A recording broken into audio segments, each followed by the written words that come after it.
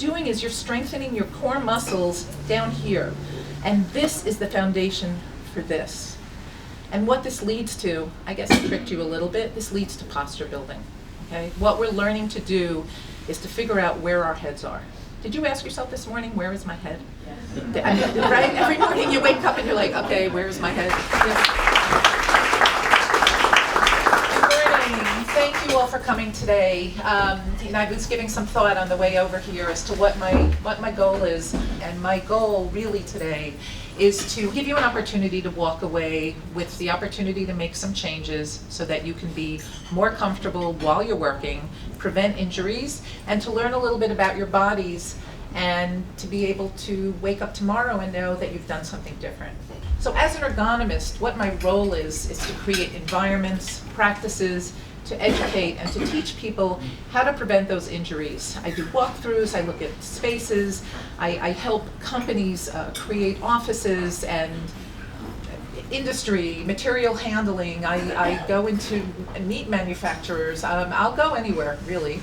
I have spent a week looking at turkey bologna, and from start to finish. So the opportunities are endless.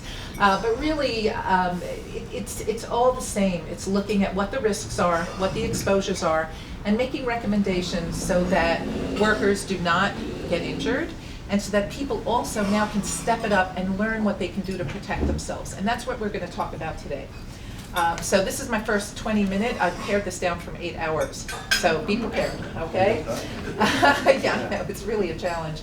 The overarching goal of my work is really to have people perform their jobs without discomfort and with the greatest amount of productivity. I'm going to be using this intermittently because of this pare down from 8 hours, so pardon me for that.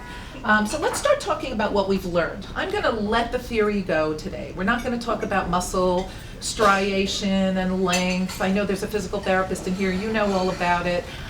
You don't need to know that today. What you need to know is how to implement change. So let's talk about what we've learned so far. We've learned that being sedentary and not moving, and that repetitive motion in conjunction with being sedentary is not a good working combination. Did anyone ever see that headline, "Sitting is the new smoking"? Anybody? Right? So that was a bunch of years ago, and we saw that, and it was, oh my God, sitting is the new smoking, what are we going to do?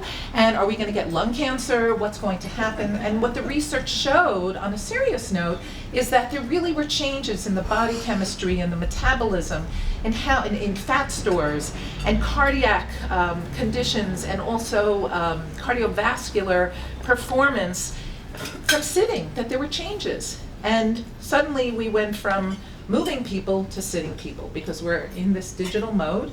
We're all attached to computers, even if we're partially attached to computers at some point of our day, even if it's at home and people are binge watching. There's something going on in the body that's not great. So what we want to do is we want to try to counter that. The other thing that we've learned is that there's certain times that people are prone to get injured. Okay, anybody have any ideas when that would be? Just give it a shot. Sorry? The afternoon. In the afternoon. Yeah, when you're more tired. Great. Anyone else? Sorry? Early morning. Early morning because? Because what? You're not awake yet. You're not awake yet. Well, that's a really good point, because that leads me to these other times that people are prone to getting injured, which is when they're very busy, when they're very stressed.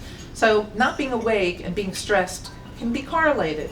When you're going on a trip, believe it or not, when you're leaving from vacation and you're packing your suitcase, that's a great time to get injured, because when you're pulling the suitcase off of the surface that it's on, whether it's a bed or a table or a suitcase stand, and you're not used to lifting that poundage, no matter how light you're keeping it, that's a time that people get injured. When you're moving, packing boxes, and there's that one last box that's sitting there and no one wants to take it, and you're the one that picks it up, another prime time. So we want to be aware. That's the time to pause. So if you do nothing else, you walk away today and you say, I'm going to pause before I do something that has physical exertion, that can be a game changer for you. So we've talked about when injuries are more likely to take place. And then the last thing that we want to talk about is changing behavior. Is it easy or difficult to change behavior? Any behavior. It's difficult, right? And after a 20-minute session today, the chances are, unless I drill these points into your head somehow, or unless I say I'm going to leave $1 million under your pillow, creating behavior change is going to be difficult. So I'm going to do my best, and I'm going to keep it down to a few special nuggets for you to take away so that you can try to change behavior. What I'm going to do is share best practices with you, and they are anytime, anywhere. Okay, so the first thing we're going to talk about is movement. What happened as a result of this article that I mentioned earlier is that sitting was the new smoking. That was really sensational because people started paying attention. Now where we are, since that was several years ago, is we've learned it's not just about sit to stand, but it's sit, stand, move. We need people to start moving. And it's not just about moving at the end of the day and doing your exercise regimen or going to a yoga class or getting to the gym. It's about intermittent movement, okay? How long have we been sitting here so far? Who got here first? Who was the first? Who knew that breakfast was gonna be really excellent, right? So we wanna think about moving every 20 to 30 minutes. How do we do that when we're trying to have a productive job? So the first thing is, how do we move? Okay, so I'm gonna ask everybody to stand up. I'm not going to have you march around the room, I promise, but I'm going to teach you one principle, which is about dynamic standing, okay? So all I'm going to say is that if you stand with your feet next to each other and you don't move, you're going to last so long if you work this way. But if you widen your spread of your legs and you weight shift a little bit, you can actually increase your stamina while you're standing there and the length of time that you can do this by about 50%. So this is called a weight shift. Now, some of you may want to step it up a notch and start clapping, you know, and shuffle. That works too. Some of you may want to be really subtle about it and just, you know, maybe like a very low-key earthquake. That's okay also. But dynamic standing helps to decrease fatigue of your lower body. The other thing that goes along with it is your footwear. Is anyone? I don't see anybody moving here. What's going on? Come on, let's see a little bit of dynamic standing. I promise you won't have to stand for 20 minutes. Okay, everybody can sit. Footwear, rubber footwear. This is a little tip that goes along with the dynamic standing. If you can get a soft sole on your shoes, or if you can get good matting under your carpeting, or if you can get a mat, let's say at your workstation at home and you're standing already, that is key because that will help decrease the fatigue, it helps to decrease ankle pooling, it helps your circulatory system. So movement is key. That's the first big thing you walk away with. Walk away with dynamic standing. That's one of three. Now let's talk about the community. Does anyone work with other people? Great, perfect, okay. So we have solutions for people who work with other people and for people who work alone. I'm going to talk about safety community, okay? There is a concept that I have developed, it's called Ergo Buddies, okay? What I'm encouraging you to do is to find people that you work with who are going to remind you and who you have permission to remind to get up and move, to look at their posture, to remind them to take lunch and to move away from their desk.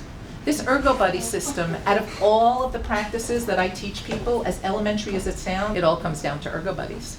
And this is what I want you to walk away with, if you can. Dynamic movement, okay? We talked about moving when you're standing, and Ergo Buddies. Look out for someone in your office. Make it a deal, make it a pact, and celebrate it. Because if you can help each other to promote wellness, that will change things. If you are able to if you're able to encourage someone to stand up and to take a break, if you're able to encourage someone to look at where their head is, that's a game changer. That really helps, okay? So that's the second. And the third is going to be put on an athletic mindset, okay? You are athletes. You are as much of an athlete as Aaron Judge is, who's actually out on disability right now.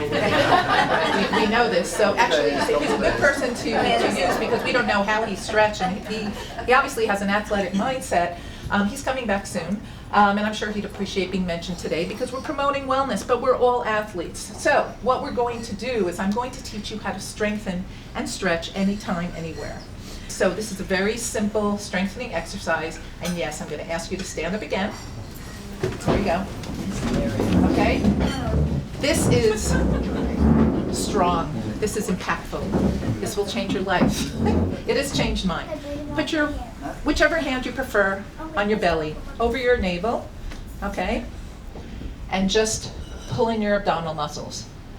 Without raising your shoulders. Drop your shoulders, just pull in those muscles and try to find your abdominals. And count to 5.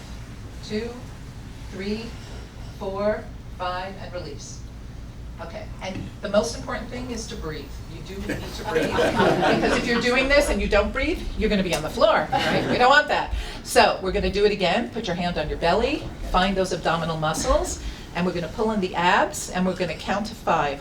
1, 2, 3, 4, 5, and release. Okay, now we're gonna do the same thing, and I'm gonna ask you to use your second hand and to put it in your lower abs. So one's gonna go up here, the other one is gonna go down here, okay? And you're gonna do the same thing, because you wanna engage as many abdominals as you possibly can. We all know about the six-pack, right? So they're everywhere. So we really wanna try to engage now, because you're already halfway through the lesson. So we're gonna do the same thing, and we're going to pull in on 1, 2, 3, 4, 5, just for fun, add one more, hold it, and release. Okay, anybody having problems breathing, anything like that? You're good, right? So who knew that you could actually be doing strengthening exercises while you're standing here having a great breakfast? I mean, that's amazing, right? And you can do this anytime. So now we're gonna step it up a little bit, because I wanna show you that as you get better at this, you can increase the amount of time that you hold the contraction, and you can also do other things while you're engaging your abdominals, okay? So I'm only using one hand because I have the mic in the other hand. Hand on your belly, okay? And what I'm gonna ask you to do, we're gonna do it for a hold of 6 seconds this time. And on second number 2, I'm gonna have everybody call out what they had for breakfast, okay? Because I want you to be able to talk while you're doing this. Otherwise, what's the point? We'll count forwards. We'll do it on 2. Ready? And everyone contract and hold. 2, what'd you have for breakfast? Eggs. 3, 4, anything else? 5, Bacon. 6, and release. That was terrific, okay? And no one's on the floor. This is miraculous. So this is what you're doing is you're strengthening your core muscles down here. And this is the foundation for this. And what this leads to, I guess I tricked you a little bit, this leads to posture building, okay? What we're learning to do is to figure out where our heads are.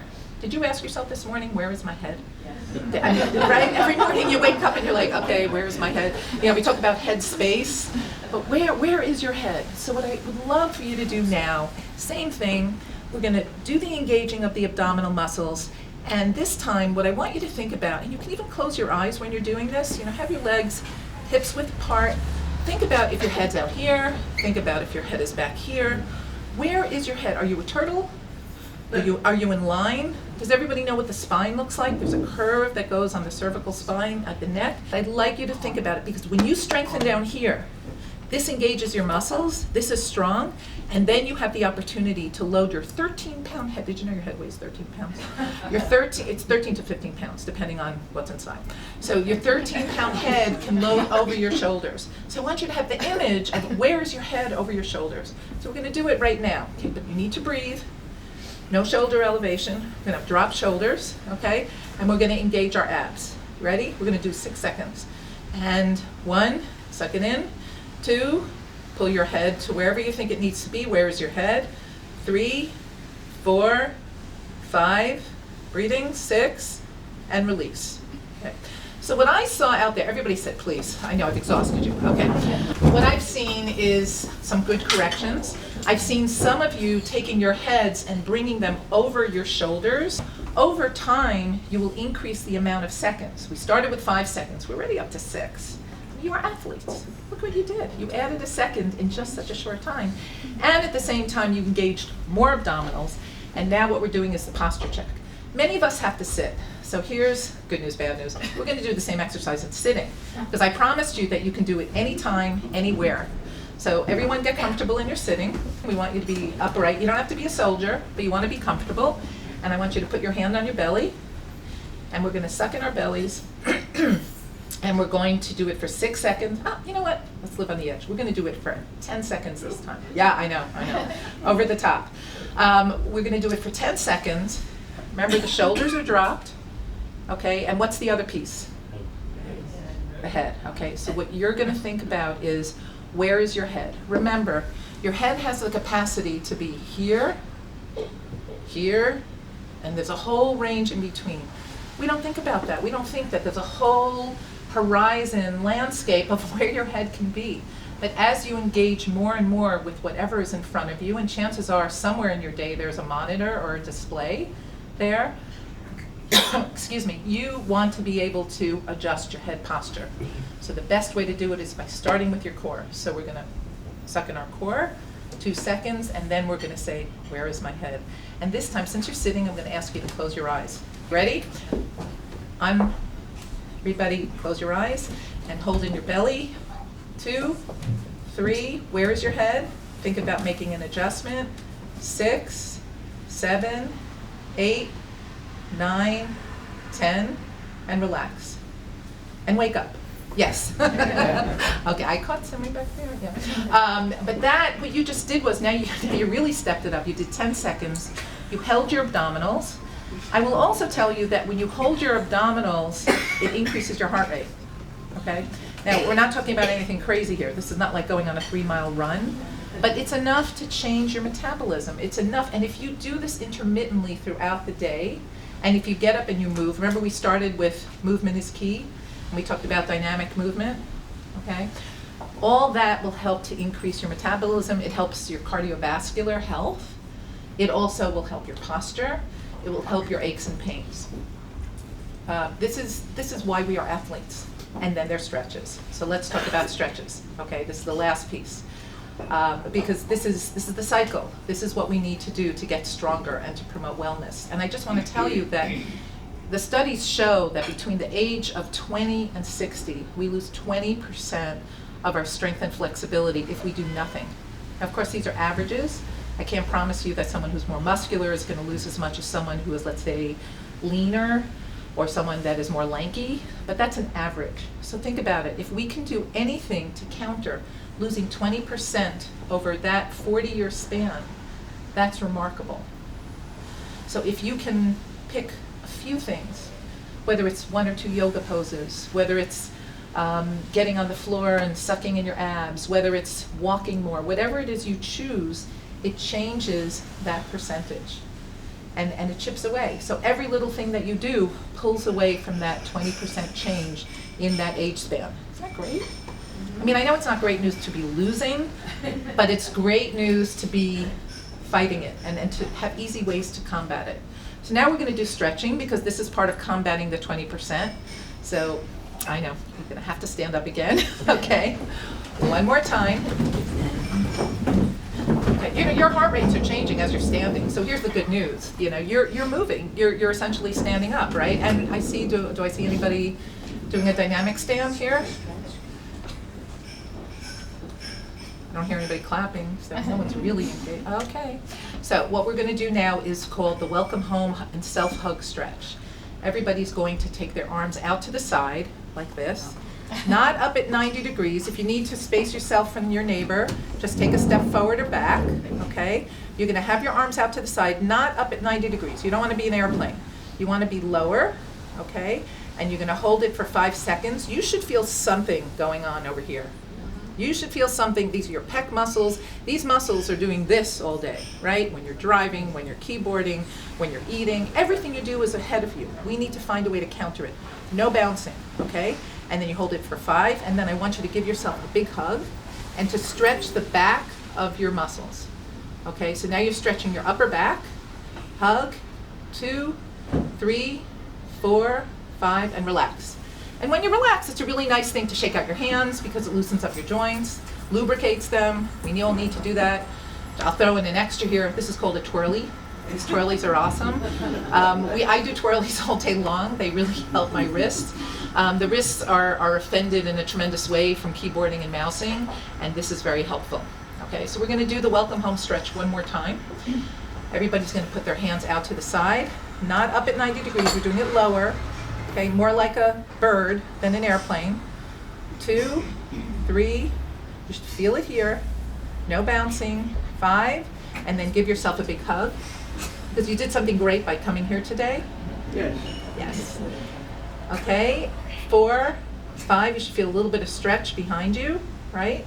And then relax, shake it out, throw in a little twirly here and there, okay? And have a seat. Yesterday, I figured out a new way to help people who work alone to stand more when they're working. Okay, so this is like hot off the press. This is new information that I didn't learn it from the person. We were brainstorming. And what we came up with, does anyone here work in an office alone or have their individual space? See, 1, 2, 3, 4, okay. And maybe have a workstation at home where you may be working alone, right?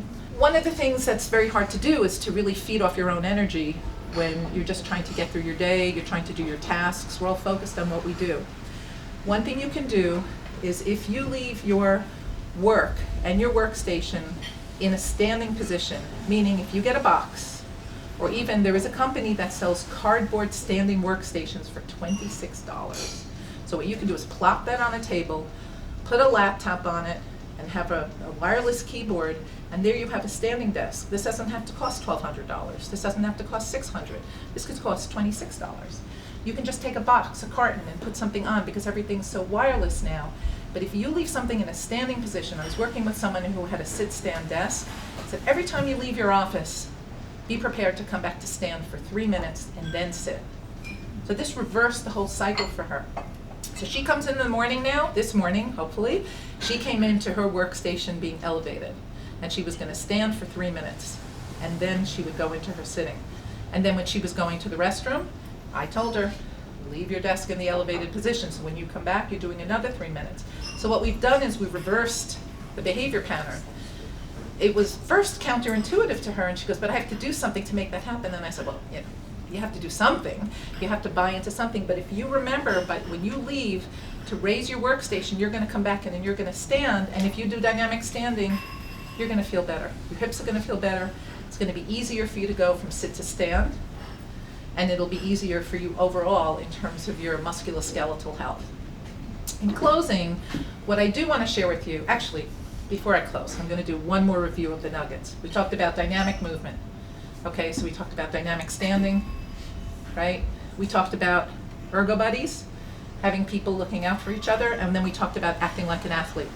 And what does that mean? That means strengthening and stretching. We did the core stretch, and we did the upper body. I have many more up my sleeve, but again, I'm very limited on time today. What I do want to share with you is that if you have symptoms, if you get twinges, do get it checked out. It's not the kind of thing that you want to ignore. Early intervention is key. Whether it's your primary care doctor, if you want to come down to our occupational medicine clinic, we will screen you, we will give you advice, we will help you manage and get rid of it as soon as possible. Because that's really what that's about when you get to that point. If you feel something's uncomfortable, sometimes it just comes on. Sometimes the workstation is not set up properly. So that is my last point, because I do want to make sure that you're taking care of yourselves if you do have something already. And I will not go around the room and ask who's in pain, right? But we all have something, okay? And thank you for having me, really, really an honor.